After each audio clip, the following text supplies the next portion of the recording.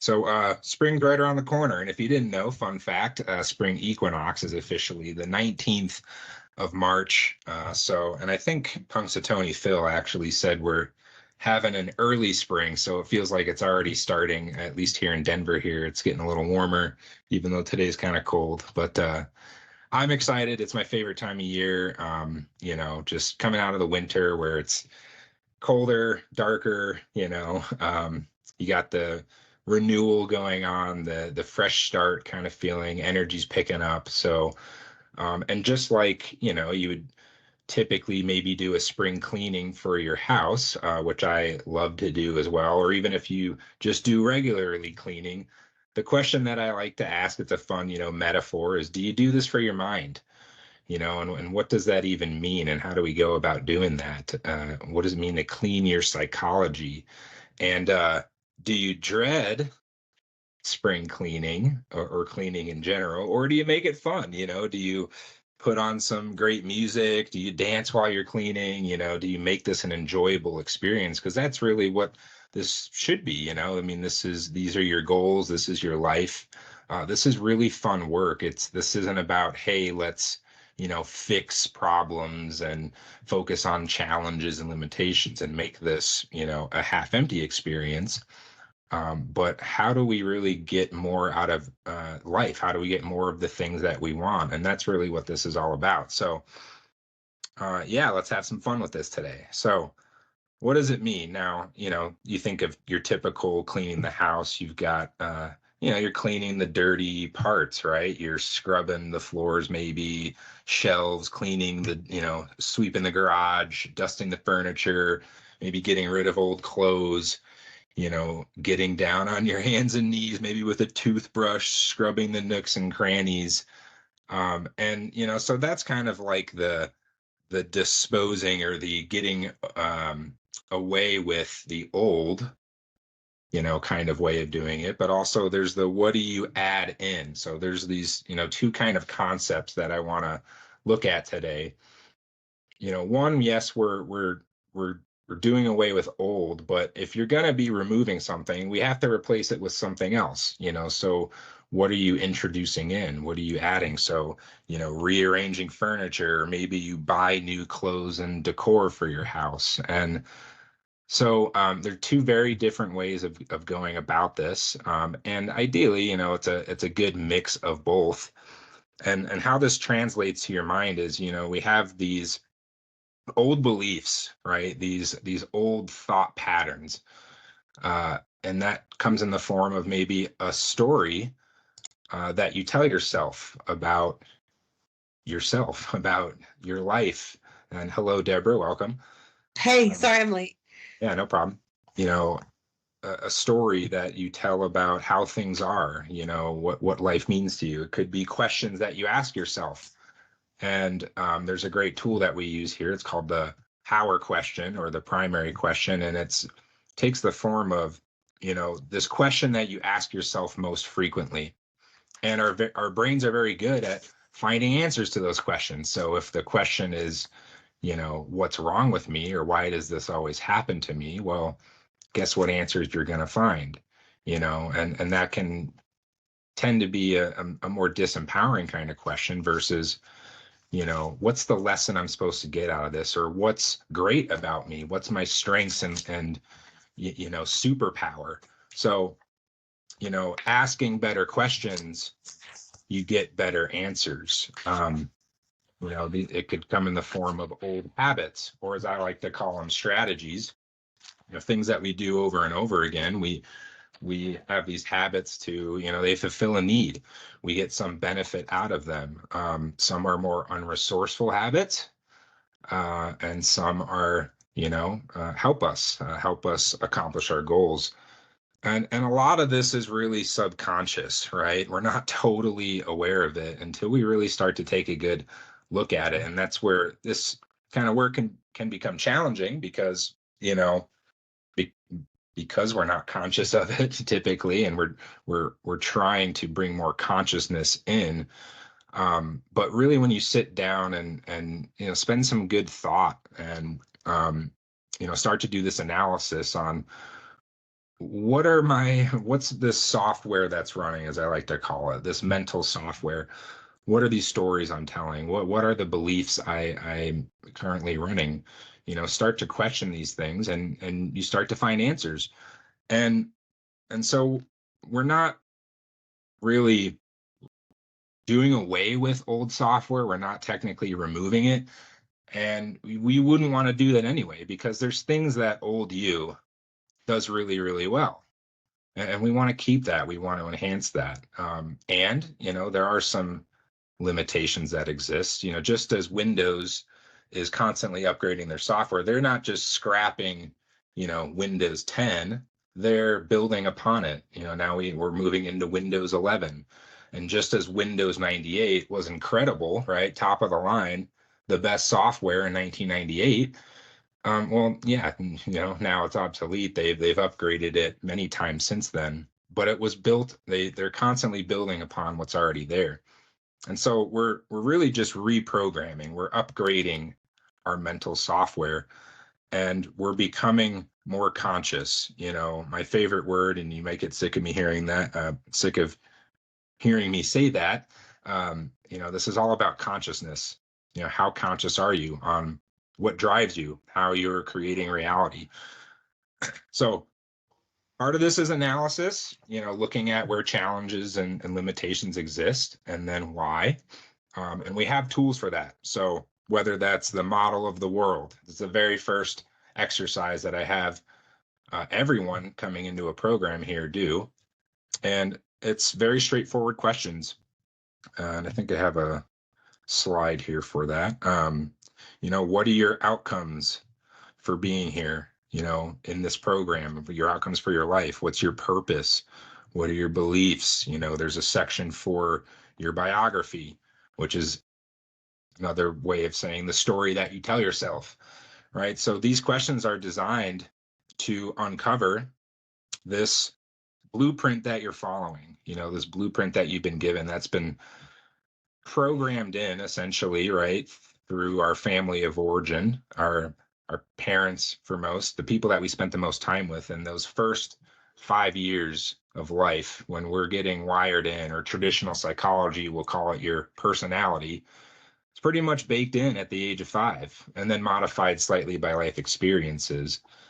And so again, why a lot of this is very subconscious. It starts early on, and some things that maybe you wrestle with today, they've been there for, as long as you've been alive, and they're very deeply ingrained. But there is a blueprint that you're following. There's strategies that you're using, and the model of the world is a great exercise to uncover, what that is. And then we also have journaling, or part 1 questions, which is another exercise I give all my clients, which is very straightforward questions again. There it is.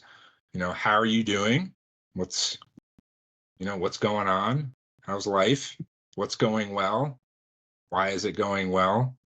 What new beliefs are you using? So we're acknowledging, we're reinforcing new things, and then looking at the challenges. What's not going well? What could be better?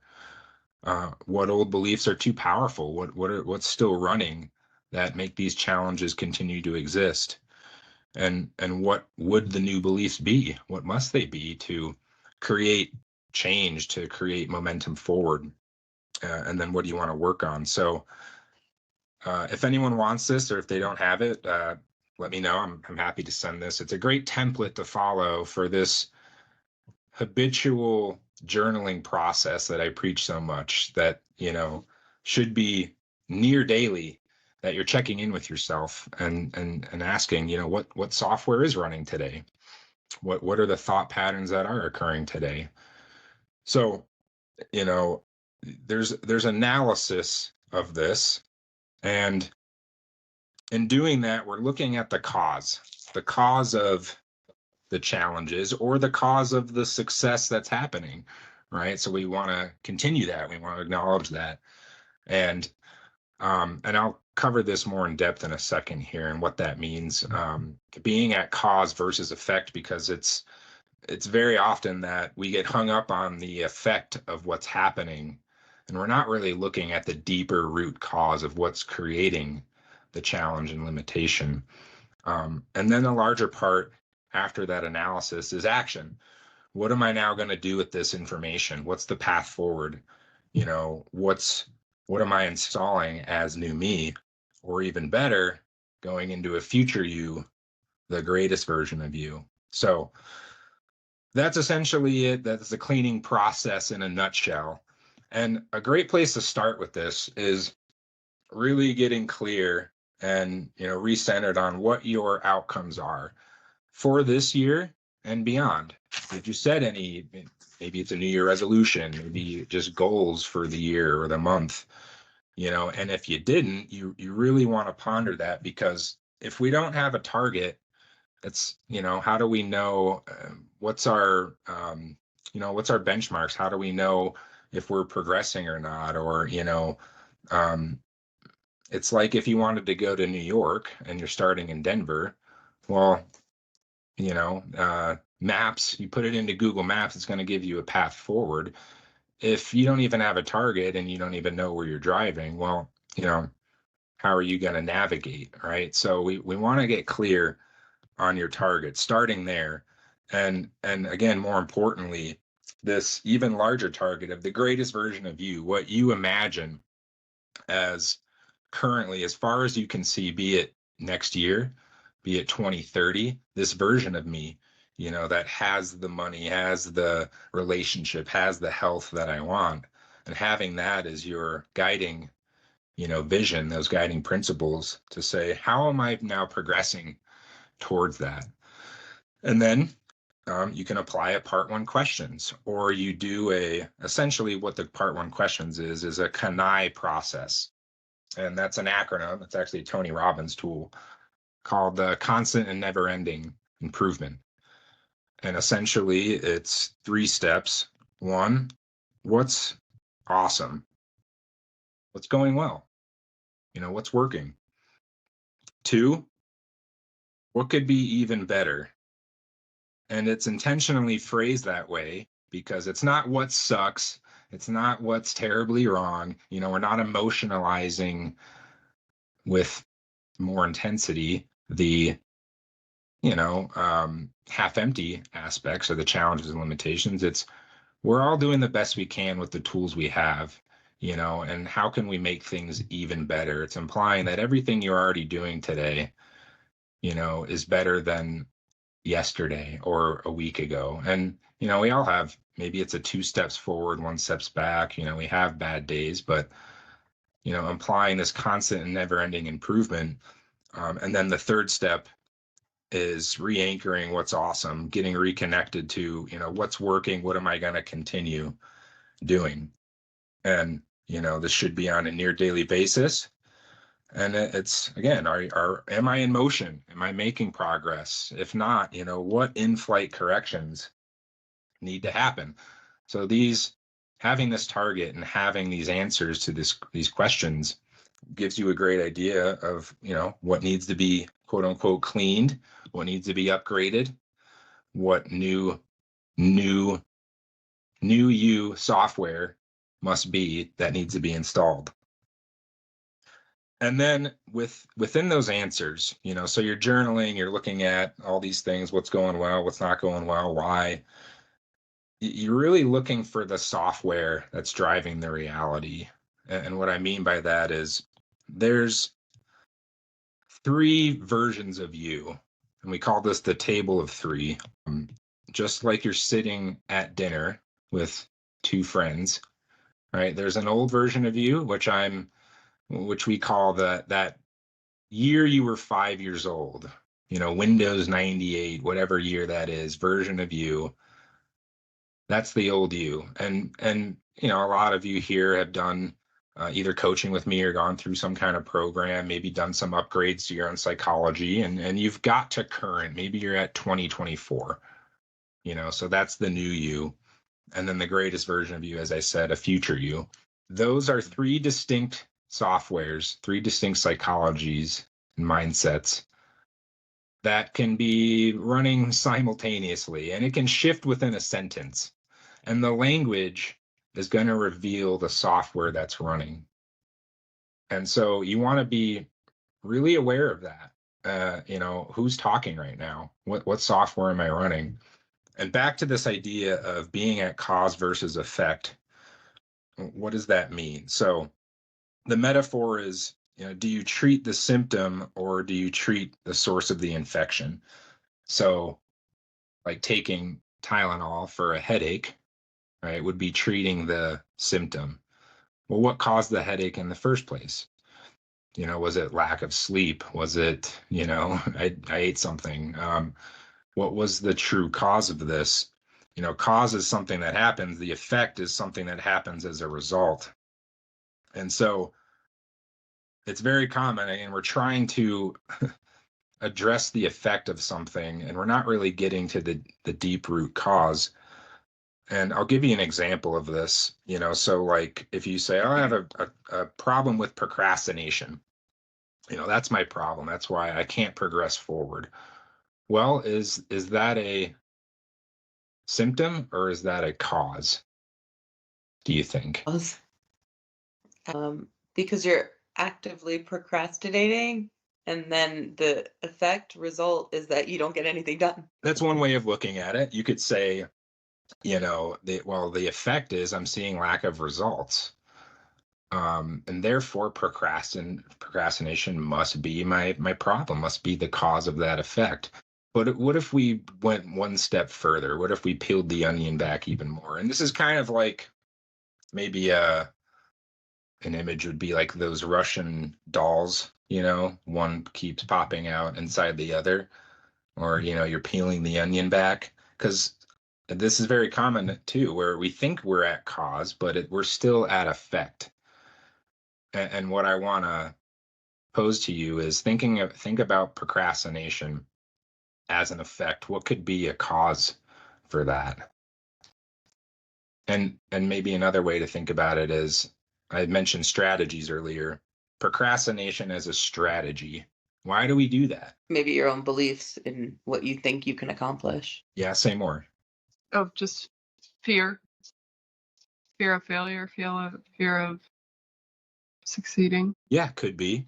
Those are great guesses. Yeah, it could be a belief that's running. I don't believe that I'm actually going to succeed, for example. Or, yeah, I fear if I do take action on this and I fail, therefore, let me just delay this, delay it a little more. At least I don't have to deal with the pain of failure, right?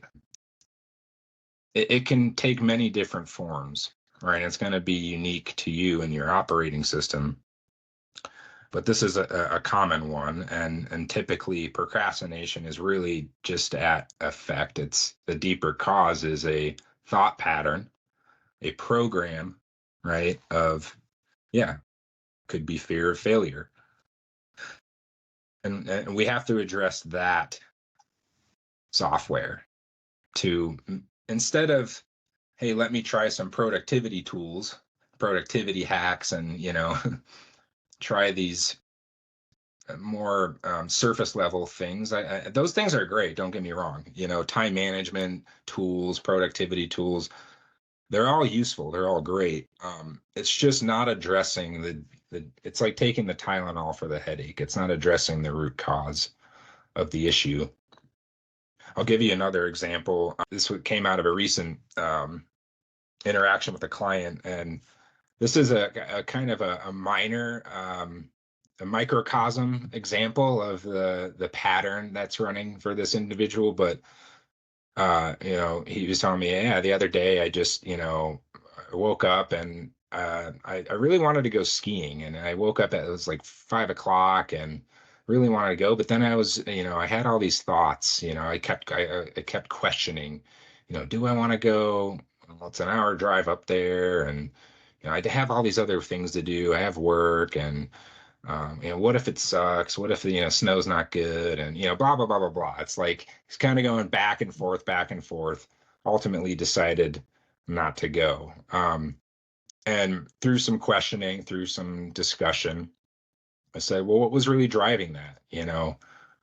That decision to not go? Because on one hand, he would say, yeah, I love skiing, man. Like I feel great when I do it. I have this euphoric feeling. It aligns with my values. I love being out in nature. I love getting physical exercise. It's something he really wants to do. It's like something his soul urges, desires to do. But then met with all these other questions. Do I go? Do I go? Do I not go? And so what we uncovered was he had just returned from like a 3 or 4 day skiing trip up in another part of Colorado, and it was awesome. Like it was an epic trip, and he was considering going to Eldora.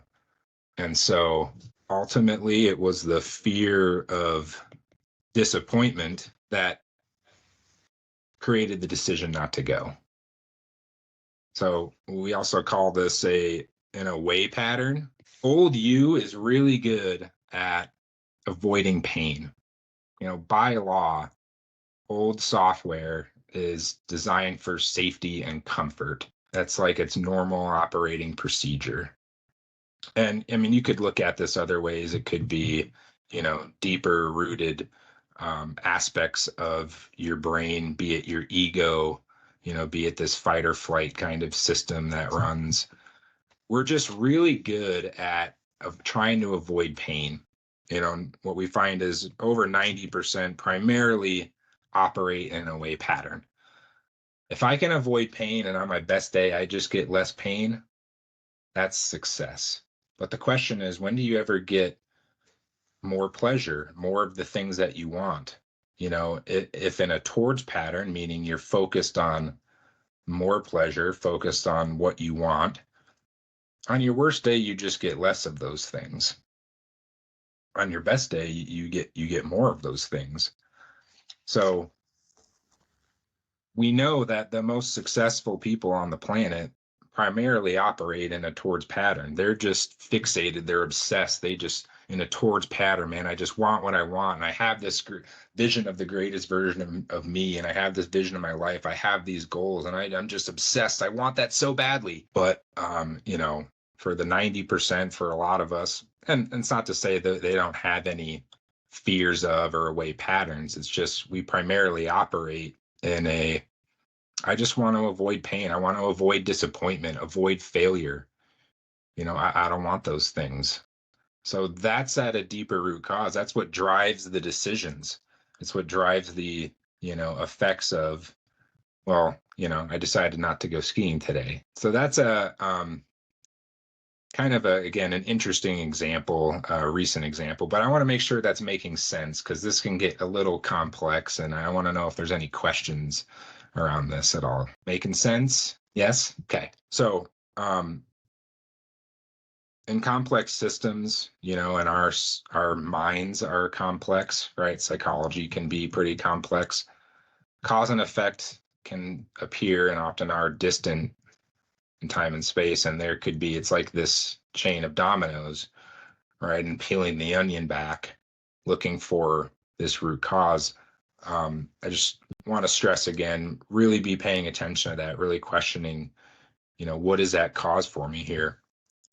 That's where you can really do some deep cleaning, great upgrading work in your mental software. So in an away pattern, this can look like, well, there's a tumor and I need to find the source of that tumor. I need to radiate or, put chemo on that tumor. Or in a towards pattern, you can create causes for yourself that create effects later on. And this is the law of the farm. The best time to plant a tree? Now. Yeah, Today. now or 20 years ago, right? So, you plant the seed, you plant the harvest, you till, you water, you nurture, and however many days, weeks, months, years down the road, you have the harvest. So you can do this consciously, put these new causes in place for greater effects, greater results down the road. So again, being at cause and effect, very, very important. And now, back to this process here, after you've done some analysis, after you've kind of taken a deep look, what do I install? What's my path forward here? And what that means is, so what does it mean to write software or install software or write a program for this? Which I've said, it could mean telling a different story about yourself, telling a different story about your life. It's a series of thoughts, feelings, and actions that align and create a new you. It's a series of instructions on what to do with data. So what I mean by that is we're constantly processing information. Things are happening, life's happening, and we're always asking, what does this mean? What does this mean? What do I do with this information? And this comes out of this is probably one of the most powerful tools that we use, called the I Choose Meaning tool. And essentially what you do is there's 3 columns, but you look at and you take data points, and these can come out of your model of the world document. So I have a data point, of, I'm a male, 36 years old, living in Denver, Colorado. I had these things happen to me. My life is all these, there's could be over 200 data points of your life. And in the middle column, there's the quantum glass, which is, I'll ask it as a question. You've heard it before. Is the glass half full or half empty? Anyone? Glass half full or half empty? Depends on the day. Depends. Okay. Both. We got a both. That is the correct answer because, yeah, it's a trick question, right? It's always both. It's who are you when you look at the glass. It's not about the glass. The glass is always both. It's half full and half empty. This is the quantum nature of reality, right? And how you perceive something and the meanings you create around something, it can be whatever you choose.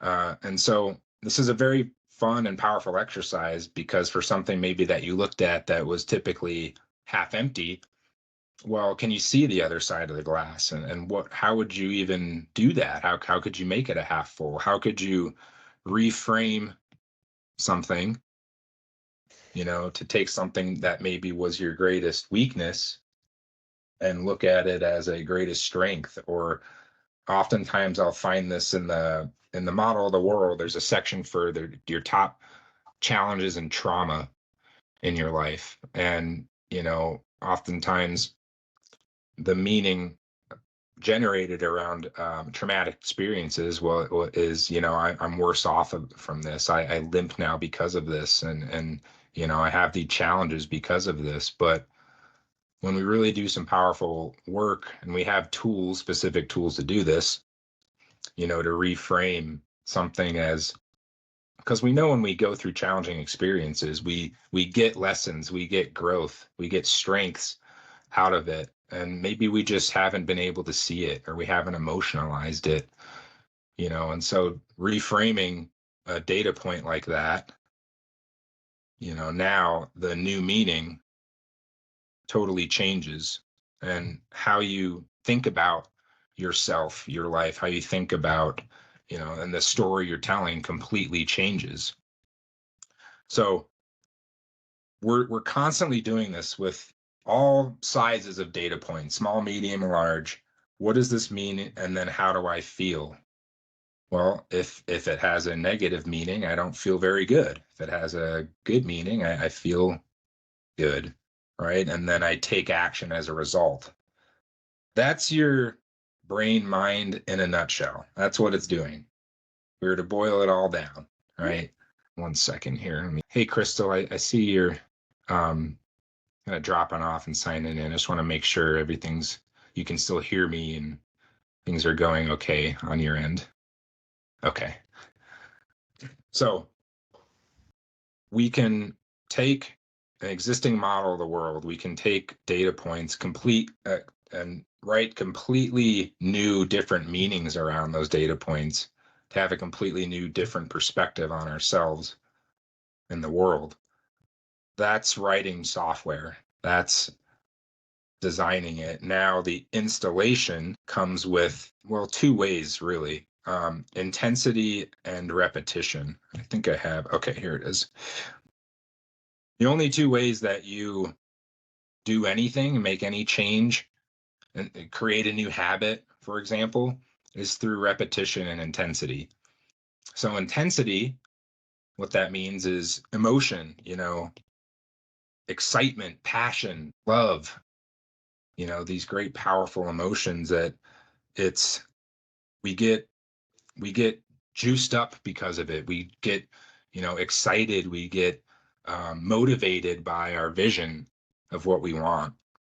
This can happen in the flip side too. It's like if a woman's been struggling with quitting smoking for years, and then all of a sudden that pregnancy test shows positive, boom, in that moment, right? Most women quit smoking. It's not a challenge anymore. It's a very intense moment because now they've got another life to take care of, So we have these very intense moments that can create change, and we can do that consciously. And then the other part is repetition. It's you just do it over and over again. It's one thing to do the tools, do the I choose meaning, create all these new powerful meanings, create a new blueprint. It's a whole nother thing to now do it daily. And that's where like journaling is a very powerful tool because we're reinforcing things on a consistent basis, habitual basis, over and over again, right? Creating those new neural connections. Can't just do an exercise like the I choose meaning or writing a great vision of the greatest version of you and then tuck it away in your journal or right and not look at it. It's do you create a vision board? Do you put it on your mirror in the morning while you're brushing your teeth and you see it? Do you have these constant reminders? Just having a fun conversation about this with a buddy of mine and another one of my clients of like, actually it was the client that asked me the question, like, what can I do? What are these triggers that I can have daily? And the concept is called anchoring.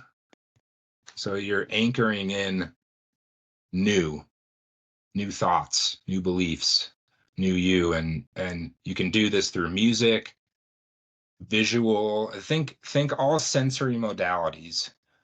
Right? Do you have it in your environment? I mentioned vision board. Maybe it's a bracelet that you wear that reminds you of something. Maybe it's little post-it notes everywhere. Maybe it's a reminder on your phone, an alarm that goes off every hour. So really being creative with how you can give yourself these triggers, these reminders of new thoughts. You do this over and over again. You do it many times a day. It takes on average, they say 21 days to create a habit. If you can do something for 21 days, think a certain way for 21 days, doesn't seem like that long, right? If you really think about it. I mean, 3 weeks kind of flies by, but that's it. You do it habitual, consistent, and then it wires in. And I want to make a point here too that old software, or when we have these kind of 2 steps forward, 1 steps back moments, that's natural, that's normal. And I said earlier, you can't really remove old software, it never really goes away. And there's triggers that open it up.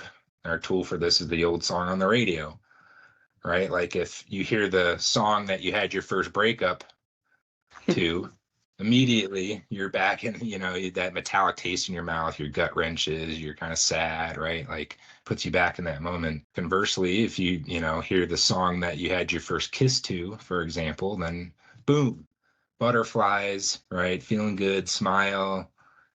It creates different emotional states. And so old software can open up just as easily as new software. And the question is, what are your new songs? New songs being these triggers, what can open up new software for you instantaneously. I love music. Music is a great trigger. Just be creative with this. Also, last point here on the installation of new you. In the 10 moments is another way. It's another example of how easily it is to kind of revert back to old ways. And it's in the 10% of life. So 10% is challenging. We're being tested. 90% of life, it's easy, man. We're just kind of going through the motions. It's maybe mundane. It's easy. We're not being tested. But these in the 10 moments is typically where, when it's high stress, high intensity, we'll go back to what we know. It's comfortable, right? It's what we've done for so long. And if you can have the consciousness to know when you're in the 10 moment, okay, here's my chance, because you don't install new you in the 90%. It gets installed in the 10, where you really have to test it out and you really have to see the effects of it. And it's a high intensity moment. So having that consciousness, being aware, making the commitment, I'm going to be this woman, this man in this moment. That's where the magic happens. So, I think that's about it. I want to reserve some time for Q&A here. Yeah, let me just make sure I didn't miss anything. That's spring cleaning for your mind. And that's kind of the general process to go about it. So, what questions do we have? Did I explain everything so perfectly well that it just all makes sense and you're ready to get after it? At least let me know that it was making sense. It is making sense. Makes a lot of sense. Good to know. I got a thumbs up. Darian, hello. Nice to see you. Nice to see you. Sorry, I was in the car driving, so I had to have the camera off. Oh, no problem. Yeah. Brian, is there a way to get access to these recordings on these calls, just so we can go back and listen to it? And yes, I will send the link out to the recording when we're done here, and I will post it in the members site as well. yeah, are all the recording, like from the last call as well, are the recordings accessible?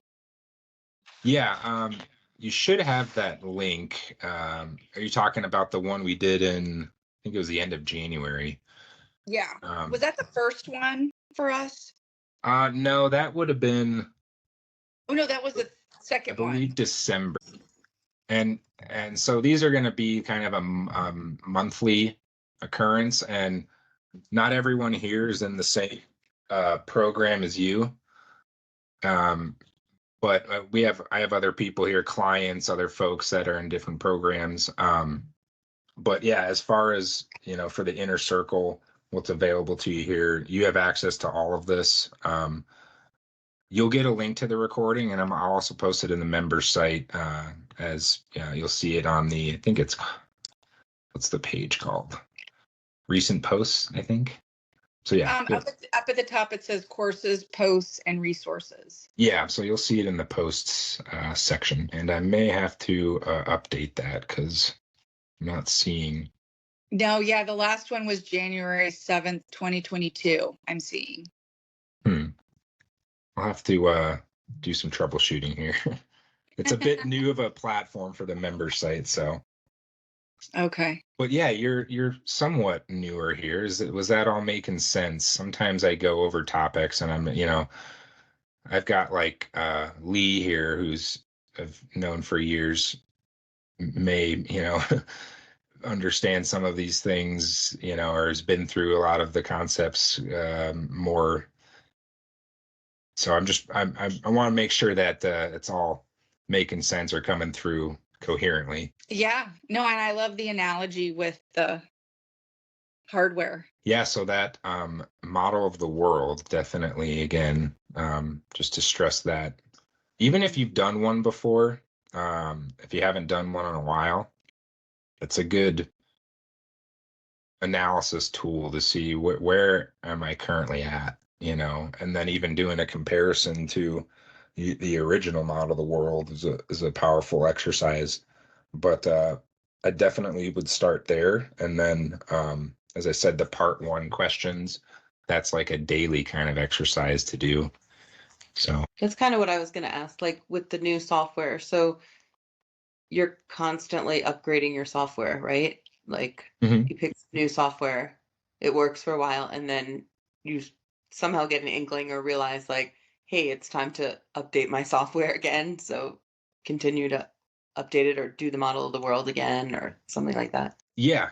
So yeah, the part 1, again, I use that for really in a formal coaching program, like one-on-one, it's required before every session, but I also say use it as a template to for a daily journaling practice. Ideally, yeah, it's daily. If you just start with weekly, maybe if journaling's not a current, habit practice for you, weekly's a great place to start. Like end of the week, just kind of look back. How was the week for me?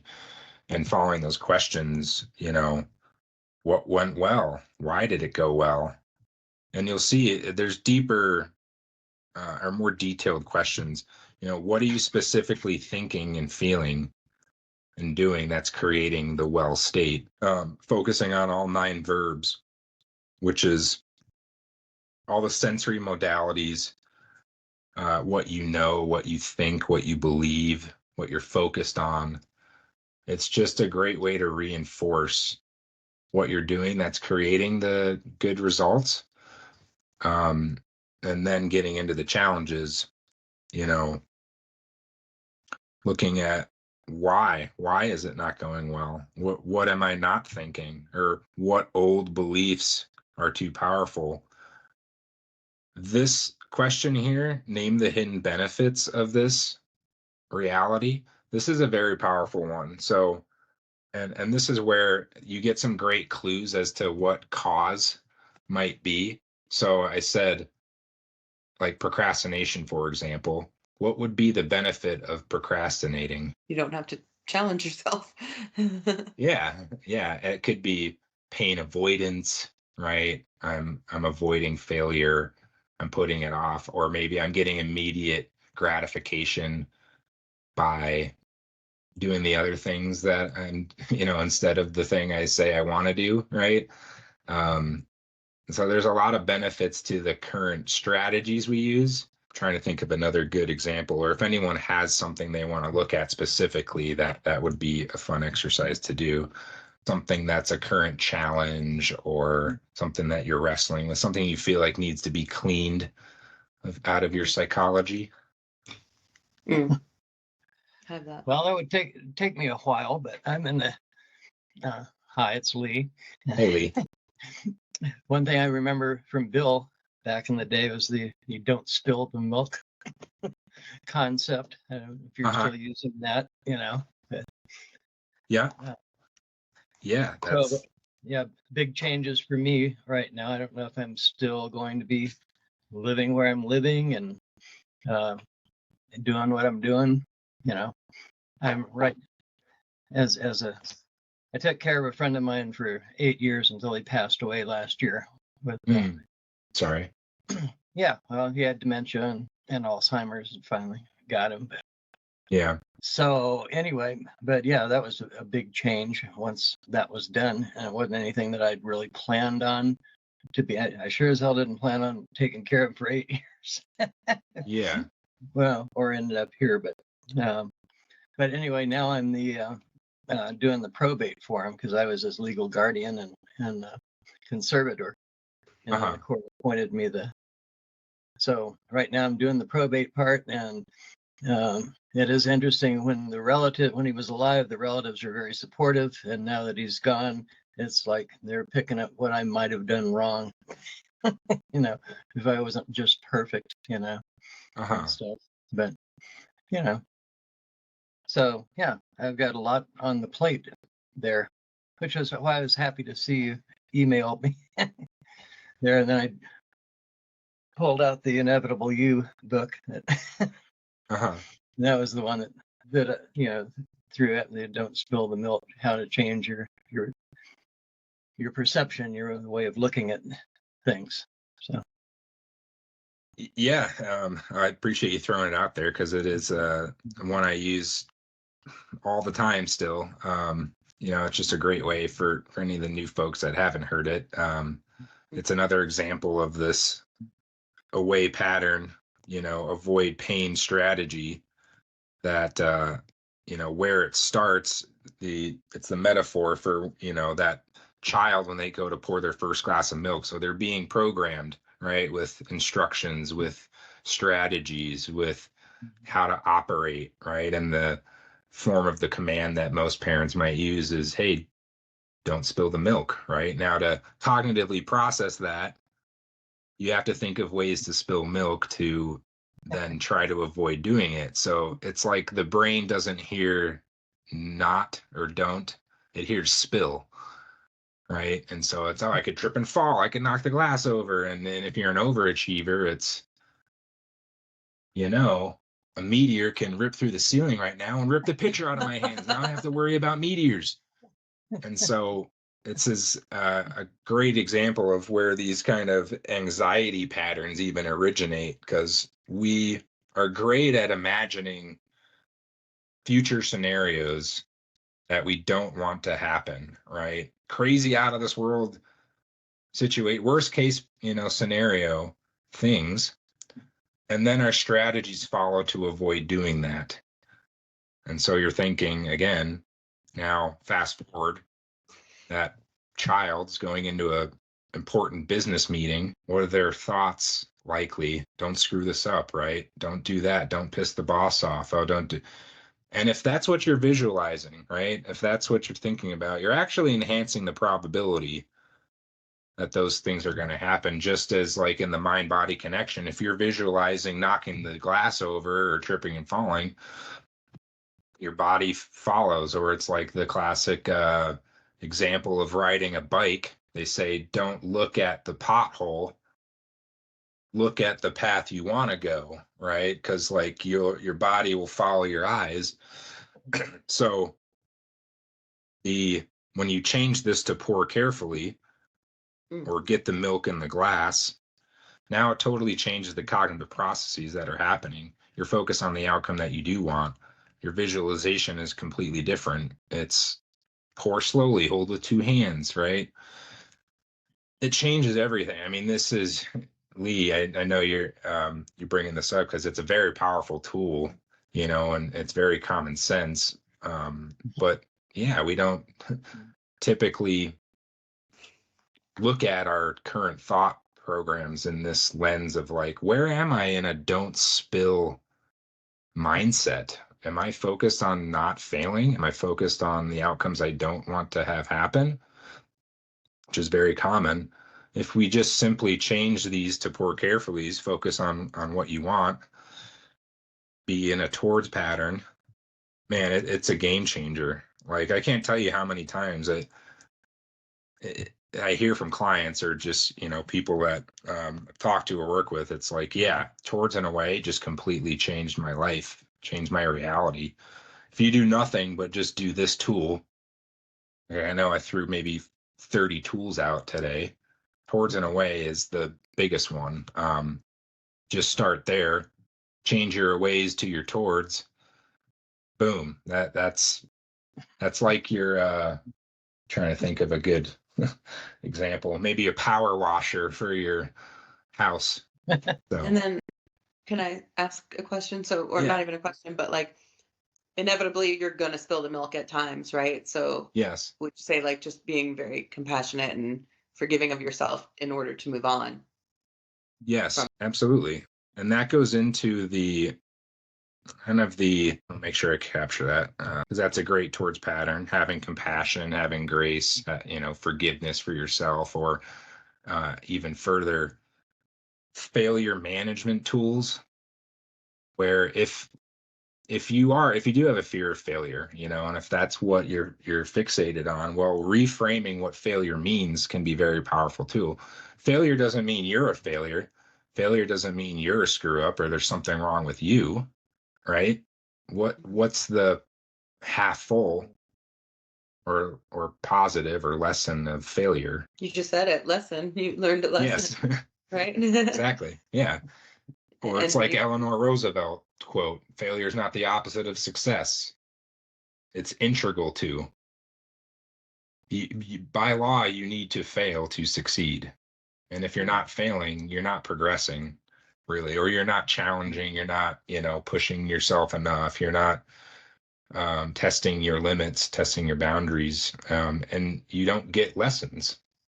You don't get growth. So, to reframe when the milk does get spilled, yeah, that's where the compassion can come in as well. So Lee, back to you said, so you're kind of going through a transition of your own and looking at what life looks like now post your friend passing. Oh yeah, well, big time. So yeah, I mean, he's actually been gone for almost a year and a half now. But the probate process is a pain in the butt. So get yourself a trust, everybody. Don't let stuff go to probate. Yes. Oh my gosh, my mom refuses to do anything like that, and it's going to be a mess for me. So I I feel your pain, Lee, already. Oh man. Well, we couldn't get him to sign his new will in time before he became judged to be incompetent to do so.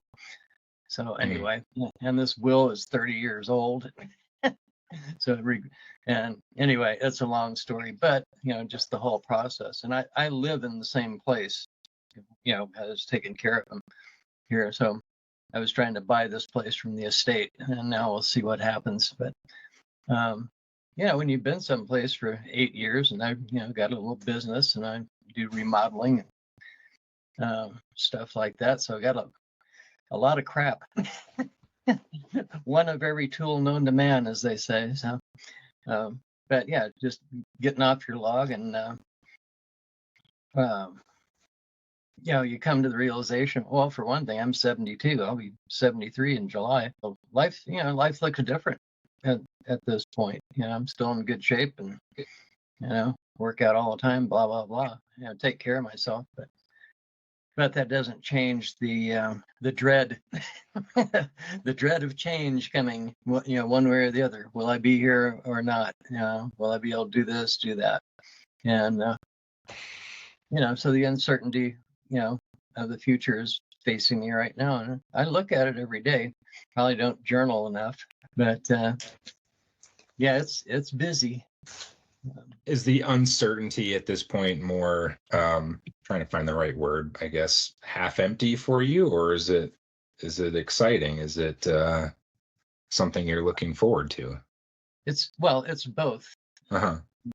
I mean, because you look at the half empty and the half full sides, Uh-huh. And then there's that little bit of uncertainty in the middle of it, as to which way it's going to go. Yeah. So yeah, I mean, I look at things as what opportunities are going to present themselves out of the change too, But yeah, needless to say, I'm happy on my lily pad over here. Because I have to move all this stuff, or yeah. I did it 8 years ago, and it was a major thing after living 17 years in the same place. That was when I first met you, up on the mountain. I had an 8,000 square foot barn full of stuff that had to be gotten rid of when I left. Comparatively speaking, it's smaller, but it's still the same brain, process. What do I keep? What do I let go of? Yeah. What do I want? From here. Yes. That is the question. That is the most important question. Yes, that's why this was a timely. Getting your email was pretty timely. Yeah, and I would say at that decision point, the crossroads. Yeah, for sure. And I would say, yeah, for you and just for myself too, I think it can be easy to get caught up in the minutia of, or even just the,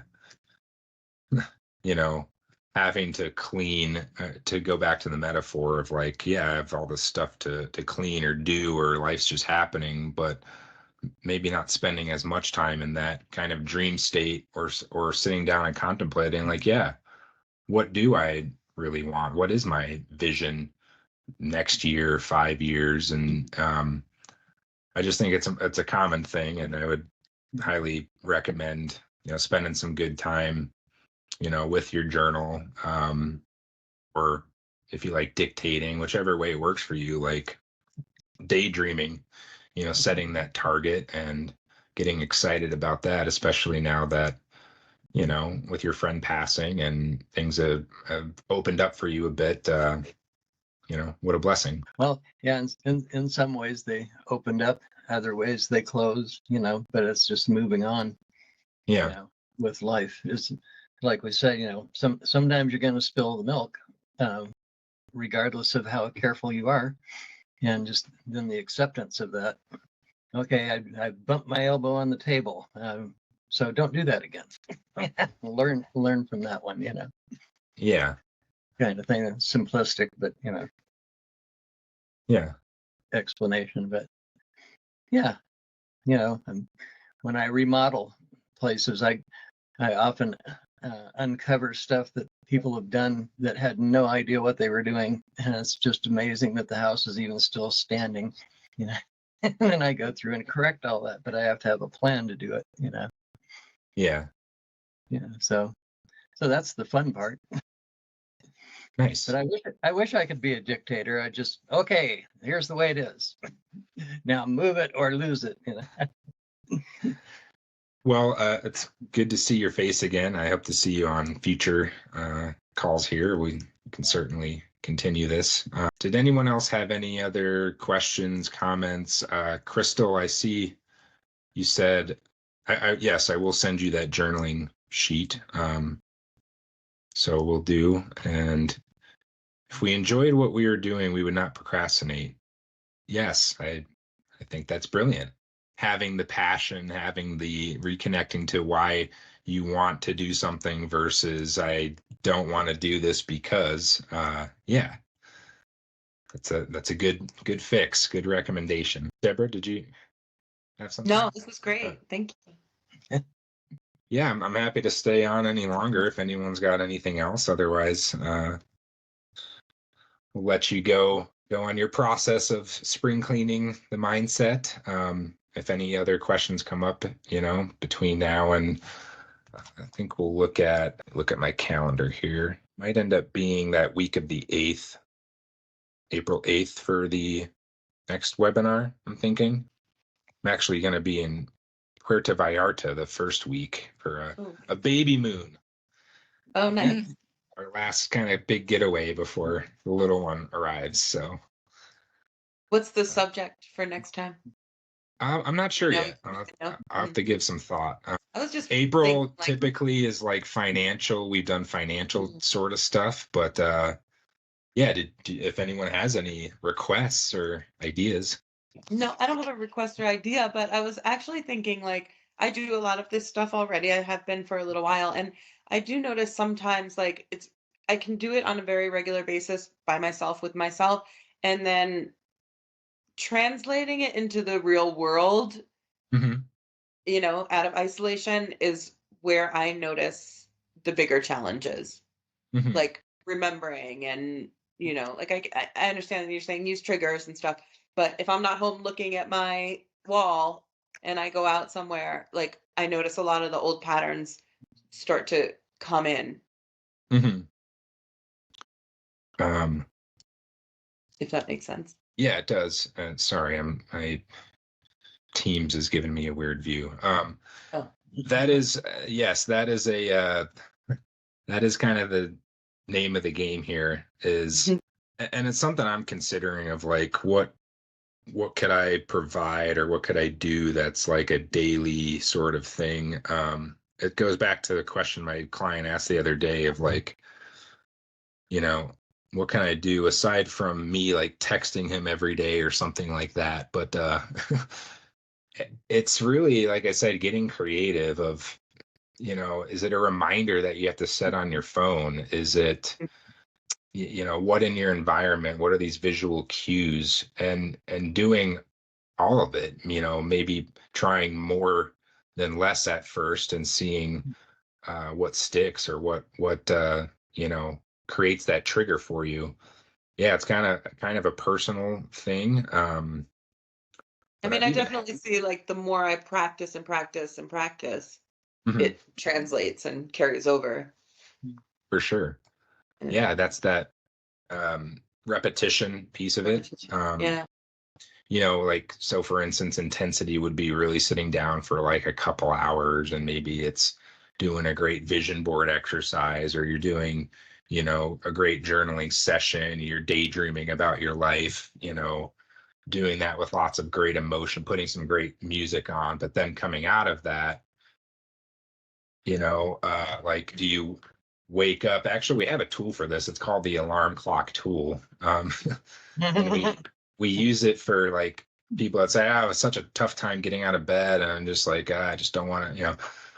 Well, if you practice getting out of bed, so like literally maybe on like a Saturday when you have some free time or something, over the course of an hour, set your alarm, wake up, excite, jump out of bed. Maybe you wake up to a fun song, you recite a I have a dream speech, which is one of our tools of like, I have a dream, my life is, my health is, my relationship is, I have a dream. And you really feel it, right? It creates this goosebumps, this juice for you, right away, right when the alarm goes off, you practice it, and then, wait maybe 15 minutes, do it again, and you practice it like 5 times.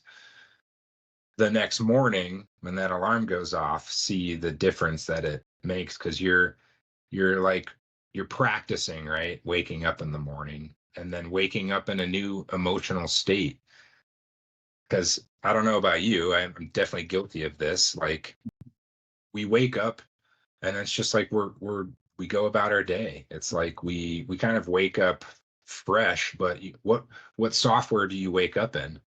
Is it same old?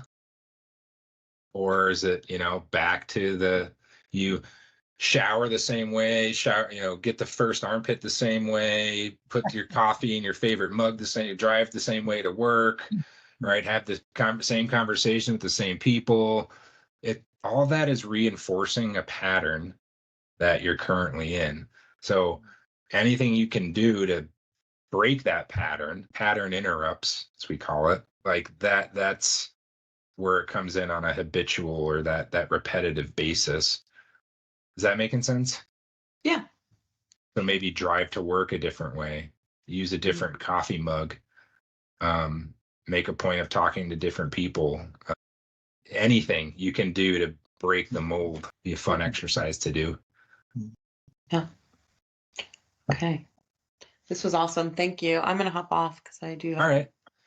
places. Appreciate you. Thanks for being on. Yeah. Yeah. Thank Anything you so else? much, Brian. Yeah, Okay. thank you. Thanks, Darian. Great to see you, Lee. Hope to see you next month. And thanks, Olivia, Crystal. Thanks for being on.